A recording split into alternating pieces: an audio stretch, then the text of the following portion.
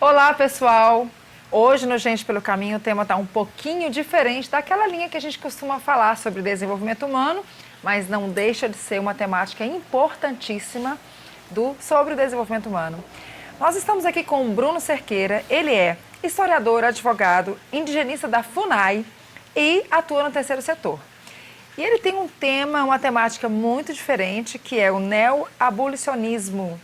E vai falar para a gente um pouquinho porquê desse tema e como é a atuação dele.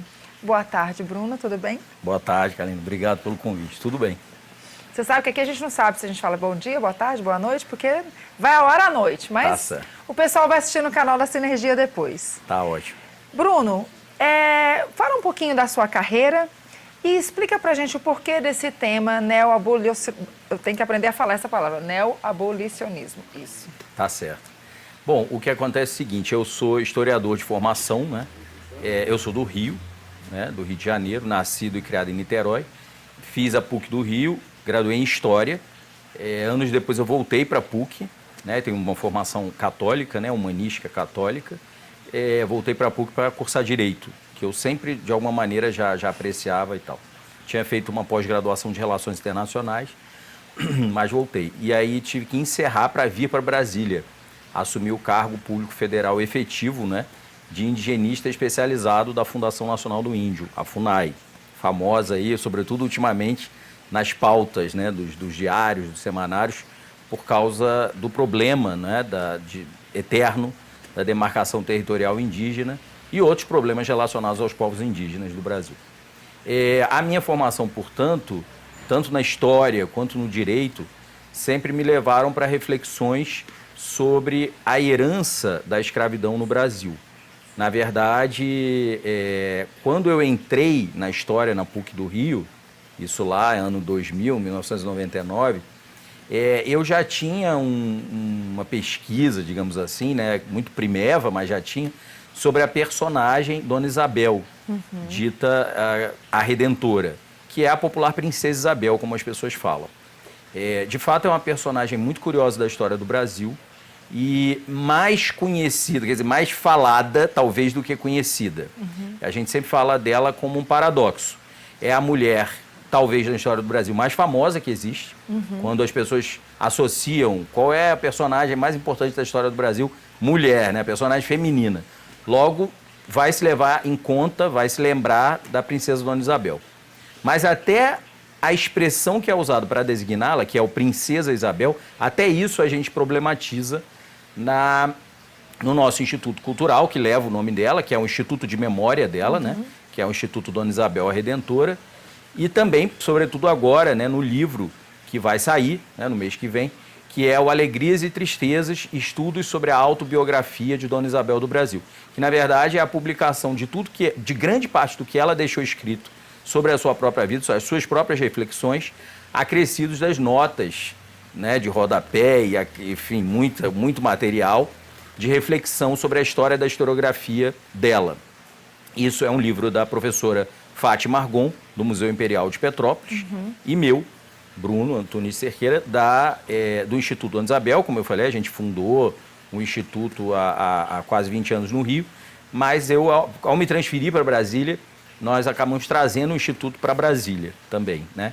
E aí aqui a gente tem tido uma atuação nisso que a gente chama de neoabolicionismo, que eu posso explicar melhor, né? Tá.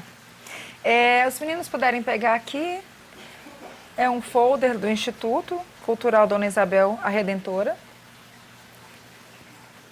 Esse instituto funciona onde, Bruno?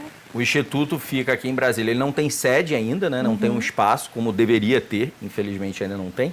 Mas ele se divide entre o Lago Sul, a residência de um amigo, que é conselheiro do instituto, o doutor Zé Teodoro, e a minha na Asa Norte. Tá, ok.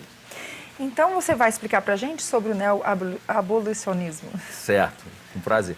Então, na verdade, nesses estudos e pesquisas a vida inteira sobre Dona Isabel e os personagens que levaram à abolição da escravatura no Brasil, naquele 1888, a gente se deparou sempre com um desconhecimento muito grande sobre os personagens. E não só os que ganharam algum nome e renome, que são poucos, os que ficaram de fato gravados na memória, o Joaquim Nabuco, o André Rebouças, o Zé do Patrocínio, mas a abolição envolveu muito mais gente do que isso. Alguns com renome no seu tempo, outros com nenhum renome, que na verdade eram os escravizados envolvidos e que deram suas vidas, né, pela abolição.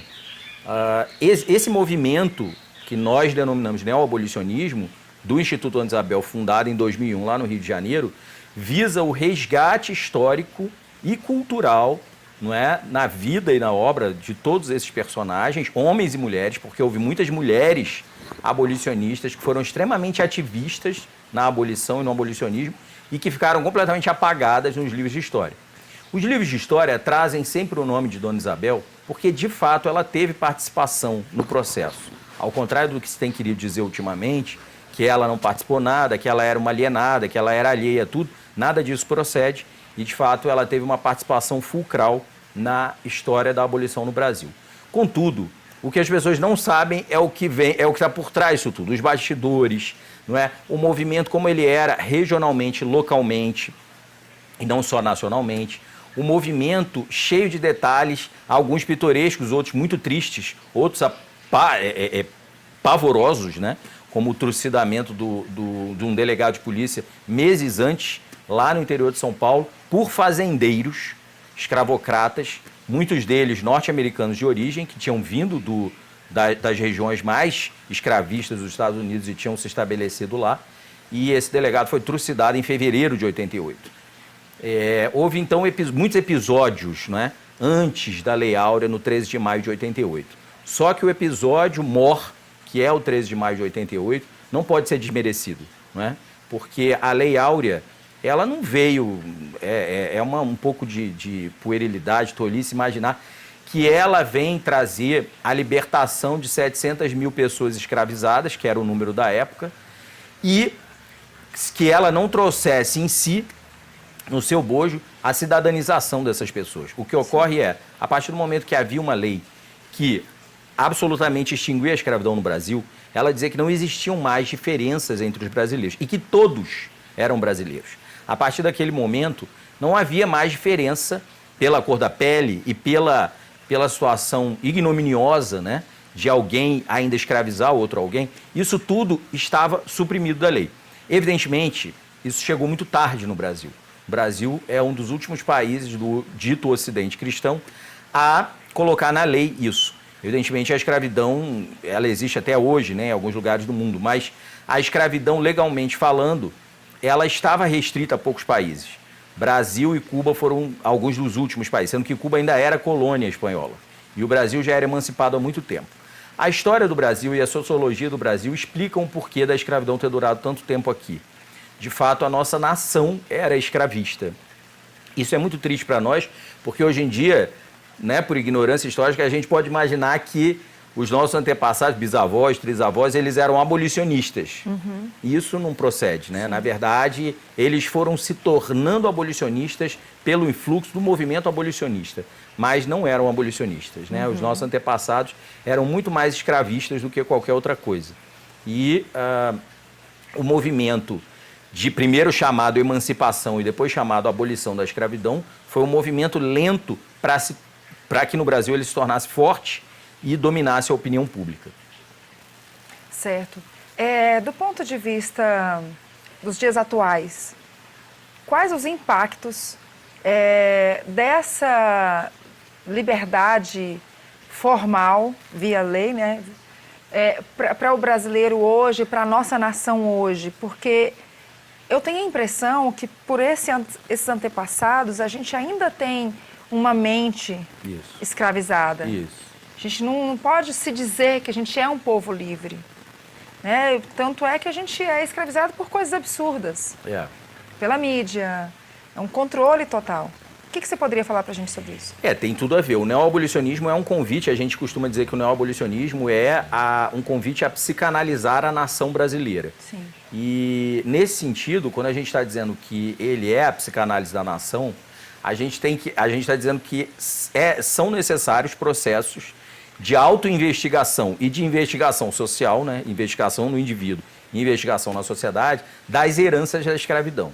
É ululante que a escravidão permeou tudo no Brasil. Sim. Por causa disso, muito mais para o mal do que para o bem, né? Existe ainda um autor ou outro que possa identificar alguma herança, entre mil aspas, positiva da escravidão, mas a gente não precisa falar disso aqui agora, até porque o tema é longo. A questão, Nabucco, eu posso lembrar um pouco do senso caritativo, etc., mas não é o caso de falar. A questão é que é ululante que as heranças da escravidão são heranças malditas. Sim. A escravidão foi uma maldição para o Brasil. Os maiores líderes do abolicionismo, que são esses três, não é? Nabucco, Rebouças e Patrocínio, não esquecendo todos os outros que foram envolvidos, né? Luiz Gama, que morreu antes de ver a Lei Áurea, Antônio Bento, de São Paulo, que foi o sucessor de Luiz Gama, João Clapp, que era do Sul e foi para o Rio, José Mariano Carneiro da Cunha, em Pernambuco, enfim, muitos líderes no Brasil inteiro foram, enfim, os chefes do movimento abolicionista. Mas sem esquecer deles, os principais são essa tríade, né? Que é Nabucco, Rebouças e Patrocínio. Eles, os três diziam, Nabucco não negro, né? Mas Rebouças e Patrocínio negros. Eles três diziam que não bastava abolir a escravidão. Era necessário, e aí cada um usava uma terminologia, era necessário abolir a miséria, sim, era necessário abolir a ignorância, era necessário abolir toda a herança, toda a maldição, como eu falei, que a escravidão tinha jogado ao Brasil, tinha plasmado, né, nessa nação. E todos eles acreditavam que isso só seria possível com o que eles chamavam de redenção do Brasil, que era o sistema educacional brasileiro, quer dizer, para a época deles, uma revolução educacional. Não é? Você teria, sim, meios de suplantar, não é? De fato, deixar esse estágio civilizacional escravista e passar para um estágio civilizacional progressista, desenvolvido, com as pessoas tendo acesso à educação, aos bens culturais, etc. E nada disso chegou.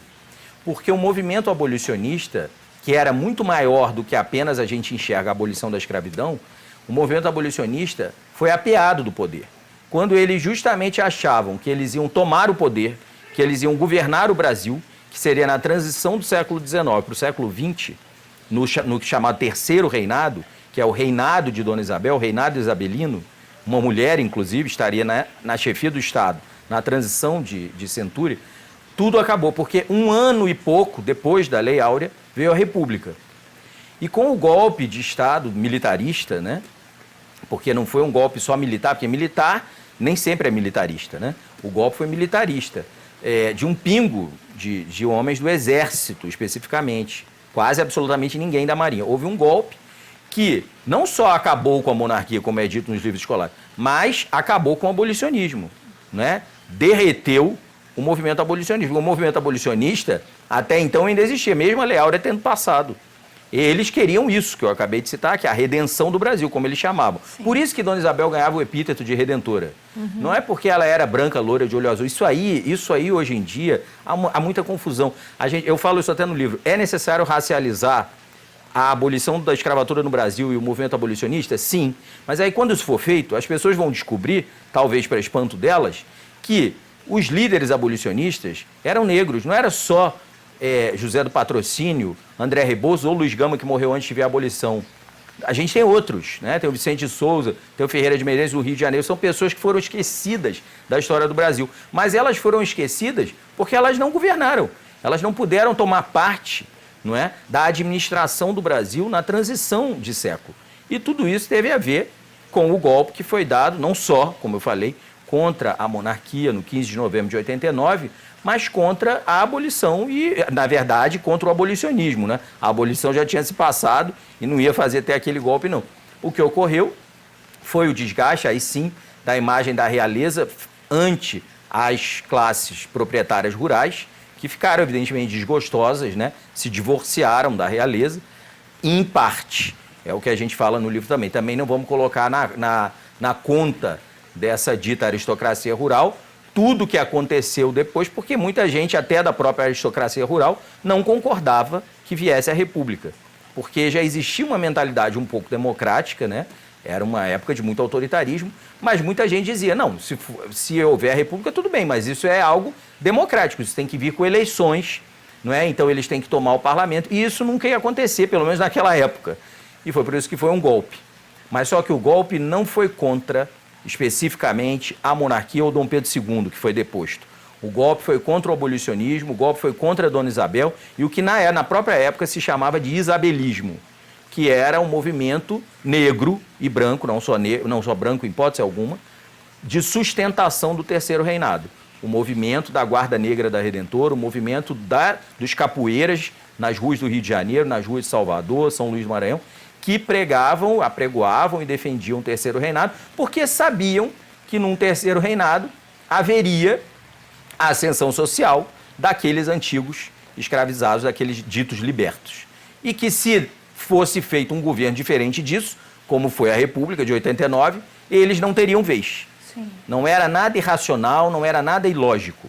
Os negros evidentemente sabiam que se no lugar de uma mulher governar, uma mulher que era ultracatólica, sem sombra de dúvidas, é a governante mais cristã da história do Brasil. Eles sabiam que se no lugar dela governassem homens, porque não teria uma mulher, se governassem homens que do tempo da escravidão eram a favor da escravidão, eles não iam dar nada para os negros. Eles sabiam disso, eles tinham plena consciência. E é claro que eles optaram, eles fizeram uma opção. Eles disseram, não, o que a gente defende é ela, o reinado dela, os homens dela, que eram esses que eu citei. André Rebouças era o principal. Era um conselheiro dela que vivia grudado na família imperial, a tal ponto que quando foi proclamada a República, foi um golpe, a família imperial também cedeu o poder para não ver um banho de sangue, a Rebouças vai junto no navio se exilar. Por que isso? Porque a gente diz isso no livro, ele é um antilóquio de todos os negros brasileiros. Se ele ficasse, ele ia ser perseguido e preso, não é? Como Nabuco quase chegou a ser, só que Nabuco era branco, para os padrões, né? Nós brasileiros somos misturados, né? Mas Nabuco não era negro. E Rebouças, a chance que se tinha de ele ser perseguido e negro, porque ele não assimilaria, não concordaria, não anuiria a República, seria plena. Né? Então, esses personagens todos da história do Brasil foram, sim, esquecidos, apagados. E aí ficou Dona Isabel porque os republicanos não conseguiam tirá-la. Não é que eles não tenham tentado. Tentou-se apagar tudo, inclusive ela. Desde o início foi dito que ela era parva, não é, ignara, alienada, desde a época da própria assinatura da lei. Era um discurso do movimento republicanista. Mas eles não conseguiram porque a população negra tinha vivido tudo aquilo. E eles sabiam que eles tinham sofrido. Então, eles sabiam que ela teve participação, sim. Imagina, ela deu, na visão dos conservadores da época, do Partido Conservador, grande parte desse partido, considerou que ela deu um golpe de Estado no 13 de maio. Eles se referiam à Lei Áurea como golpe de Estado do 13 de maio. Era o que eles diziam. Por quê? Porque ela apeou do poder o primeiro-ministro escravocrata e colocou um primeiro-ministro conservador, mas a favor da abolição. Então ela fez muita coisa nesse sentido, ela não permitiu, junto com esses abolicionistas, que houvesse indenização aos senhores de escravo, tudo isso ela fazia parte. Só que isso tudo foi negado, e aí, claro, as pessoas imaginam hoje em dia que ela foi endeusada por ser branca. Olha, até tem a ver, a República Velha era muito racista, e de fato, colocar para a população, isso está no livro também, Alegrias e Tristezas, a gente colocou, dizer para a população negra que uma senhora branca, loura, de olho azul, muito bondosa, assinou a lei, ela que tinha dado a liberdade, isso era uma forma de massacrar o abolicionismo também. Porque o abolicionismo nunca compreendeu que a liberdade foi dada por Dona Isabel. Mas o abolicionismo sempre compreendeu que sem ela, aquela lei não teria chegado como chegou. Sim. O abolicionismo era, sim, grato ao papel que a coroa exerceu no final da sua própria história no Brasil. Agora, evidentemente, hoje em dia, isso tudo não é mais conhecido. E aí as pessoas pensam que o papel que a coroa exerceu na figura dela foi um papel menor. De fato, quais foram os efeitos da Lei Áurea? Porque eu tenho um papel que diz que a escravidão está abolida. Isso. Mas na prática, como é que se deu isso? Se deu dessa maneira. A escravidão era abolida e não existiam mais diferenças jurídicas entre os brasileiros. A nação finalmente se conformou. Os negros passaram a ser tão brasileiros como quaisquer outros brasileiros. Inclusive, a gente sabe que existiam milhões de brasileiros negros que não eram escravizados mais, que já eram ou libertos ou haviam nascido livres. Então a questão é, a nação estava numa época, num tempo de conformação ainda, né? Era o nosso século XIX. Como eu disse, na transição dessa época, na transição desse tempo, um novo tempo que estava se inaugurando ali, né, naquele exato momento, viria a assimilação, a associação, a inclusão, como a gente costuma falar hoje em dia, não eram os termos da época, a inclusão social dos negros. A gente fala nesses termos. Sim. Os abolicionistas chamavam de redenção do Brasil. Sim. Como que isso se daria? Como eu comentei, com educação. Então, por exemplo, no último gabinete da monarquia, que foi o gabinete do Visconde de Ouro Preto, que era um isabelista, né? Ela titulou o senador Afonso Celso de Assis Figueiredo como Visconde de Ouro Preto. Um dos ministros era um grandíssimo amigo de Dona Isabel e de Dom Gastão, Conde D, que era o marido dela, que seria o imperador consorte, não é? Nessa transição. Dona Isabel seria a imperatriz e ele seria o imperador marido, né? Consorte. E aí um grande amigo, que era o Barão de Loreto, não é? O ministro Franklin Doria, ele foi chamado a ser o titular da parte do Império. Então você está me perguntando, eu estou te dando um exemplo. Ele e a mulher dele, que era uma amiga irmã de Dona Isabel, a baronesa de Loreto, eles foram encarregados pelo casal herdeiro, Dona Isabel e Dom Gastão, de promover toda uma obra educacional que identificasse e paulatinamente fosse extinguindo o analfabetismo no Brasil. Sim. Então o que acontece? Tal foi a identificação desse casal, Barão e Baronesa de Loreto, com a causa do analfabetismo, que Rebouças chama Dona Amandinha, Maria Amanda Paranaguá Dória, de mãe dos analfabetos, como era o costume paternalista, né, assistencialista. Por quê? Porque, na verdade, eles estavam trabalhando pelo desenvolvimento da educação pública, né, de qualidade, para o tempo, a gente não vai colocar nos padrões atuais, mas o combate ao analfabetismo por essa via. Então, seria o analfabetismo, seria a educação e a instrução educacional, os programas, né, de alfabetização dos adultos. Coisa que a gente só vai enxergar, Kaline, no Mobral. Sim. Quantos anos depois? 7, 8 décadas depois, quer dizer, isso é uma vergonha. Absurdo. Então, isso era algo que já estava, não é, germinalmente, já estava planejado para ocorrer na transição do século XIX para o XX. Pois isso tudo foi extirpado, porque no momento em que houve a proclamação da República, todas essas pessoas que eu citei aqui foram apeadas do poder. E elas todas foram banidas. Não banidas por decreto, menos quantidade, mas todas elas foram convidadas a se retirar do Brasil, porque elas eram fiéis à família imperial. Sim. E elas tiveram que ir embora. Claro, uma ou outra voltou depois, mas a questão é, nunca mais no Brasil vai ter uma personagem, por exemplo, como a Baronesa de Loreto, uma senhora extremamente culta, capaz, inteligente, abolicionista, que trabalhava pela erradicação do analfabetismo no Brasil.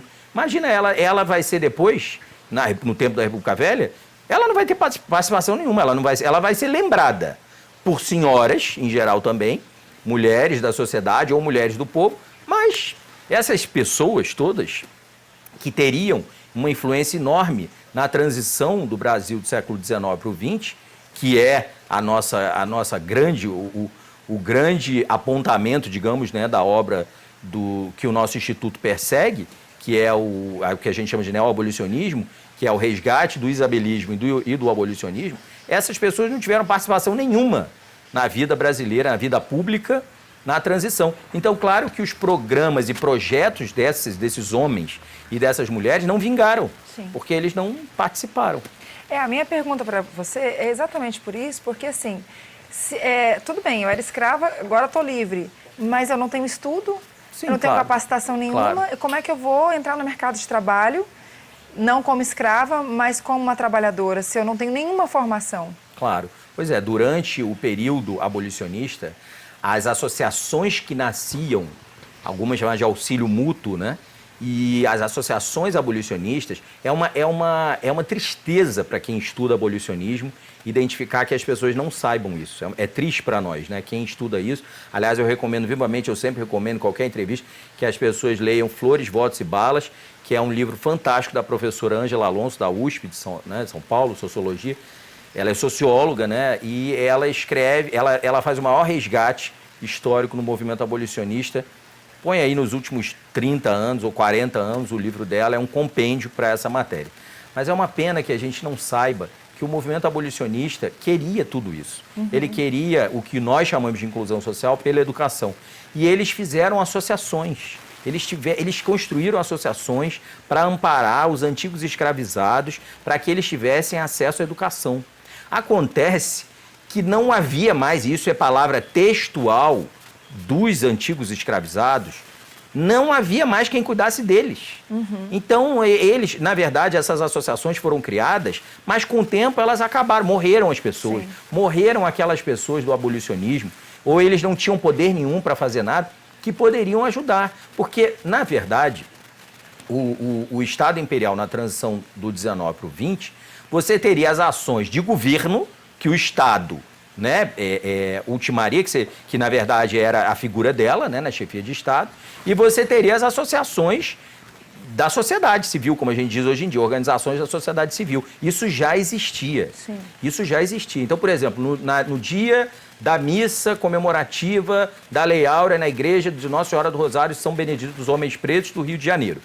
Dona Isabel estava lá, não foi no 13 de maio, não. Foi no 15 de maio, depois teve outra no 17 de maio, depois teve outra no 20 de maio. Isso não acabou, as festas não acabaram.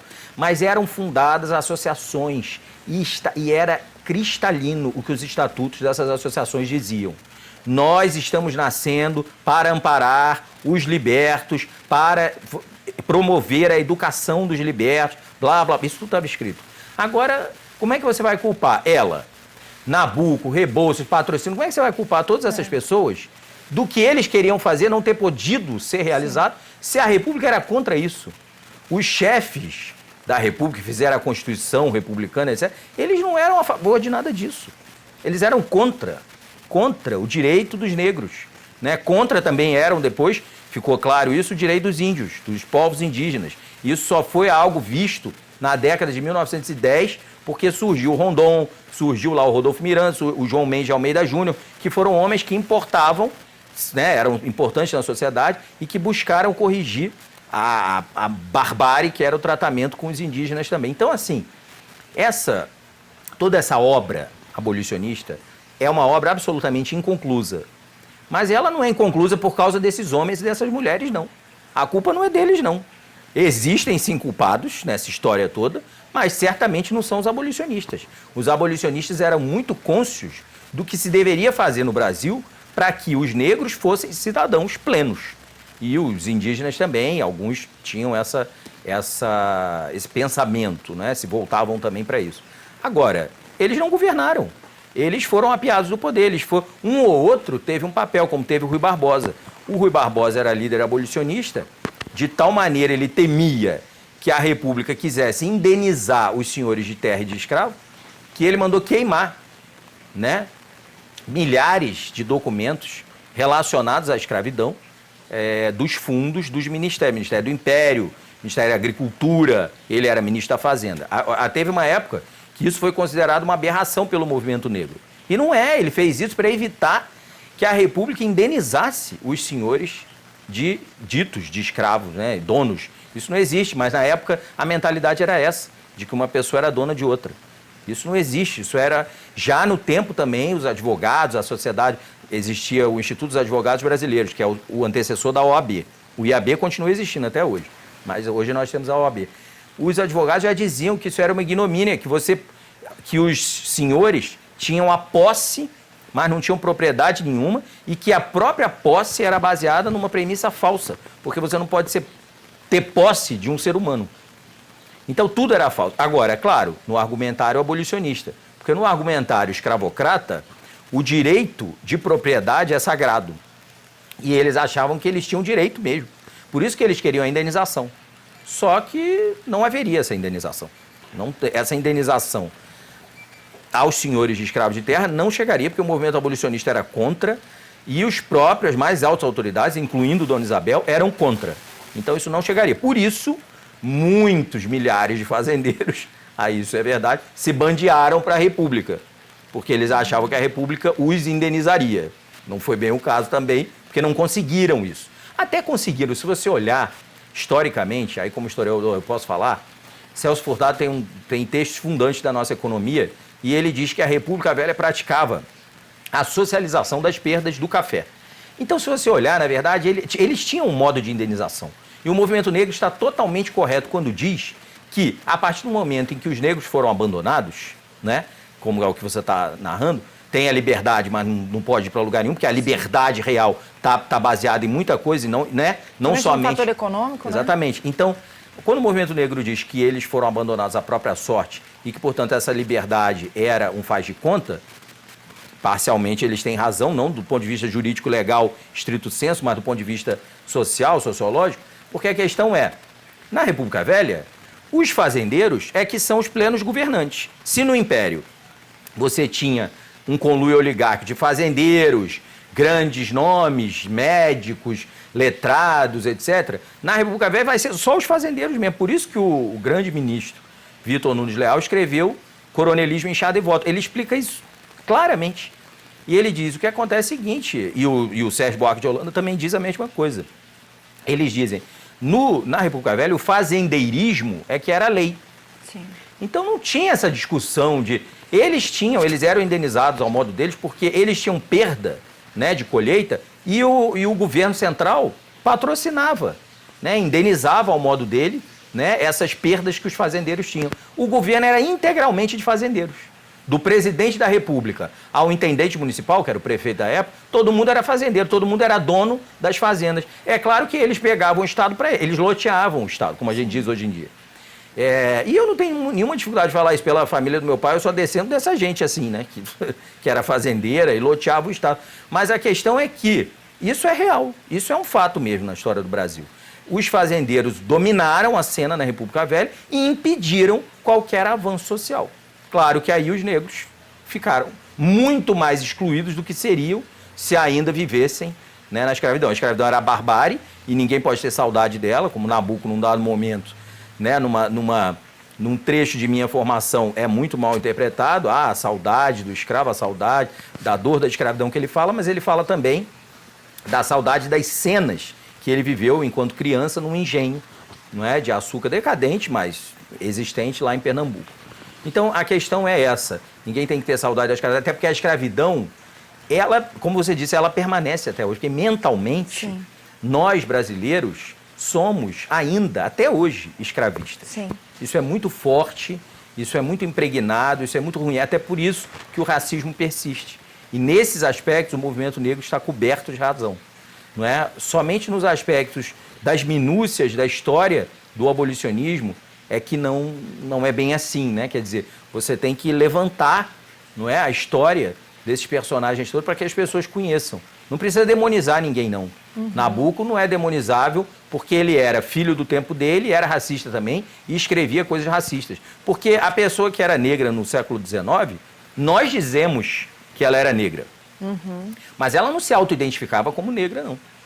Então, por exemplo, André Rebouças, ele não dizia eu sou negro e fazia disso uma... Isso é algo que você tem que aproximar de um ponto de vista metodológico, não é? Do ponto de vista historiográfico e há o método científico na história, em todas as, né, ciências sociais, você tem que entender isso, não é? Eu me lembro perfeitamente que Patrocínio uma vez foi xingado como negro, não é? No teatro, e ele disse, e ele era um dos primeiros abolicionistas a positivar o termo negro, porque o termo negro era, sim, um termo de xingamento no século XIX, então, quase inteiro. Então ele diz, sim, negro como Otelo, e aí ele vai falando uma opção de coisas para exaltar aquilo que já então se começava rudimentarmente a dizer que era a defesa da raça negra, digamos. Só que isso era uma coisa muito complicada na cabeça daqueles homens, daquelas mulheres que eram racistas, porque o tempo era racista, né? Pois é, mas isso é muito contraditório, né? Porque se nós somos ainda racistas, mas nós somos descendentes de negros. Sim. Porque se você for olhar do ponto de vista de números, estatística, mesmo quem não tem nenhum conhecimento estatístico do tema, estatisticamente falando, nós temos um contingente muito maior de negros escravizados do que de pessoas livres. Então, nós somos descendentes... Qual é a nossa herança? Nós somos descendentes de quem? Do livre ou do escravizado? Isso. Só que nós descendemos de tudo, né? Esse é que é o problema. E Nabucco tinha uma fala em O Abolicionismo, que é um texto dele de 1883, que ele dizia assim, a desgraça nossa é que essa herança maldita vai ficar em todos, tanto do ponto de vista do legado da classe senhorial quanto do ponto de vista do legado dos escravizados. Porque todos nós, dizia ele, temos disso. Nós temos as duas coisas. Sim. Não só porque a gente tem o sangue, não. Porque nós descendemos de famílias proprietárias e também descendemos de famílias escravizadas. Isso é claro, que os brasileiros todos descendem de tudo, porque é um dos países mais mestiços do mundo. Mas não é só isso. A marca dessa diferenciação, que era uma hierarquização também por cor da pele, uma coisa bem difícil de entender para a nossa mentalidade atual, mas compreensível no século XIX, essas marcas vão ficar. Então, por exemplo, famílias que eram negras de elite no século XIX brasileiro, no tempo do Império, hoje elas não são provavelmente famílias negras, de um ponto de vista fenotípico. Por quê? Porque elas não teriam com quem elas casar. Né? A lógica matrimonial para uma família que é rica é que você vai ter muito mais gente branca rica do que gente negra rica. Então, uma família como a família Rebouças, hoje em dia, vai ser uma família que você não diria que era uma família negra. Eu estou falando de uma, né? Mas são várias. E as famílias e os descendentes dos escravizados, evidentemente, que eram negros, porque a escravidão tinha uma cor, e a cor era negra mesmo, e indígena também, eles vão estar entre os pobres, né? Entre os mais pobres. Então, essa herança maldita está em todos nós. Agora, não é porque a pessoa é descendente de escravizado que ela tem uma consciência histórica e genealógica. Às vezes, não estou dizendo isso no sentido elitista, mas às vezes ela é impregnada de racismo. Sim. Né? Ela está impregnada de racismo, ela é de uma família, ela é de uma família humilde, de uma comunidade. Lá no Rio a gente tem as favelas, que aliás é o termo da época, foi, né, do pós-guerra de Canudos, foi cunhado esse termo por causa de um morro, o Morro da Favela. E às vezes a pessoa é, como se diz, favelada ou favelizada, e essa pessoa não tem a menor noção como se diz muito, né, em ciência social, do lugar de fala dela. Por quê? Porque ela não sabe que ela está reproduzindo racismo, reproduzindo preconceito. E aí, claramente, a pessoa que está em famílias de classe média alta, em famílias de classe rica no Brasil, que são um percentual ínfimo, né, da população brasileira, e que são brancas, não é? Elas também não terão consciência de que é facílimo para elas reproduzirem essa lógica escravista. Porque, de fato, e aí elas nem sabem, aí, enfim, falando claramente, às vezes o brasileiro ele não tem muito essa consciência, né, da origem dele, porque muitas dessas pessoas têm, sim, ancestralidade africana, ancestralidade indígena, e não querem saber disso, porque é o racismo que a gente é impregnado. Né? Não querem saber, elas sabem até, eu tenho uma avó lá que era índia e foi pega no laço. É assim que é o modo do brasileiro lidar com a sua origem. Mas é péssimo. O brasileiro não lida bem com a origem dele exatamente porque na nossa origem está a escravidão.